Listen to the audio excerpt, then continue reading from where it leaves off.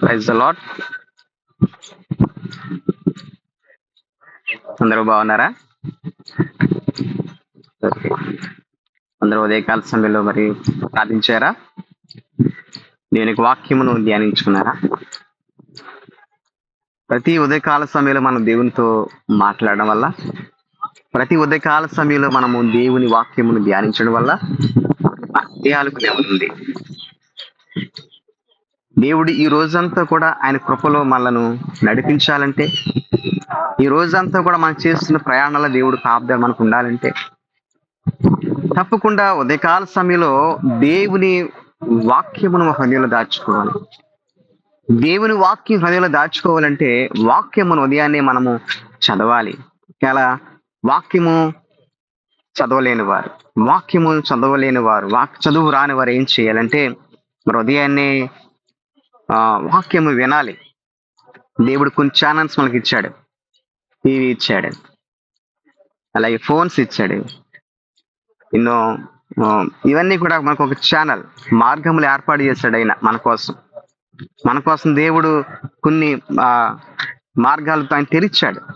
ఆయన వాక్యం వినాలని, ఆయన వాక్యము విని ఆ వాక్య ప్రకారం ఈ లోకంలో మనం ముందుకు కొనసాగాలని దేవుడు మనల్ని కోరుచు ఆయన మన పట్ల గొప్ప ప్రణాళిక కలిగి ఉన్నాడు.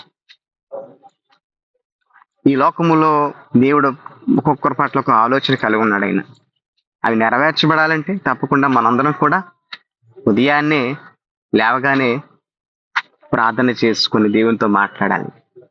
ఉదయానికి ముందు దేవునితో మాట్లాడాలి. నీ హృదయంలో ఏ అవసరం ఉందో, నీ హృదయంలో ఏ బాధ ఉందో, ఏ అక్కర ఉందో ఫస్ట్ దేవుడికి చెప్పాలి. మనము దేవునితో ఎక్కువ సహవాసం కలిగి ఉంటే, మన దేవునితో ఎక్కువ మాట్లాడుతున్నప్పుడు దేవుని మనసు మనకు అర్థమవుతుంది. దేవుని మనసు మనకు అర్థం అవ్వాలంటే దేవుడు వాక్యాన్ని కూడా ఎక్కువ ధ్యానించాలి. దేవుడు మన కోసము బైబిల్ గ్రంథములు ఇచ్చాడైనా, దేవుడు మన కోసం వాక్యము ఇచ్చాడైనా. ఎంతగా వాక్యము మనం చక్కగా చదువుతామో, చక్కగా వింటామో, దేవుని వాక్యము హృదయంలో ఉంటుంది.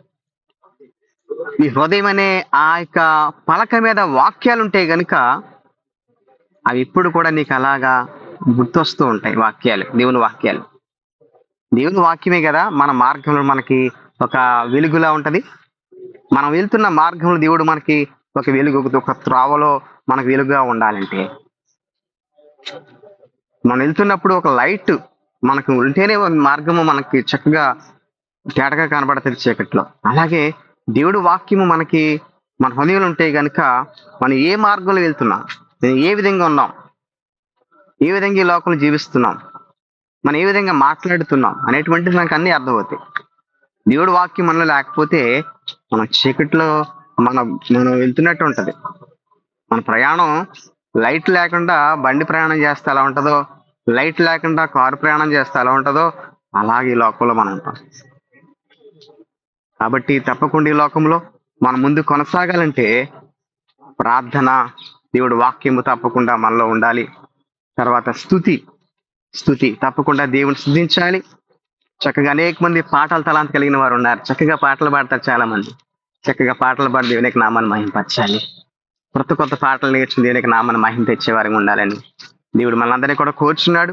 అట్టి కృప దేవుడు ప్రతి ఒక్కరికి దయచేసి ఆయన కృపలో మనందరినీ కూడా దేవుడు బలపరిచి దీవించి ఆయన సాక్షులుగా, ఆయన క్రిస్తులుగా ఈ లోకంలో మనందరినీ దీవించి ఆశీర్వదించి ఘనమైన పాత్రలుగా, దేవునికి మహిమ తెచ్చే పాత్రలుగా ఈ లోకంలో దేవుడు మనందరినీ కూడా దీవించాలని కోరుకోవచ్చు.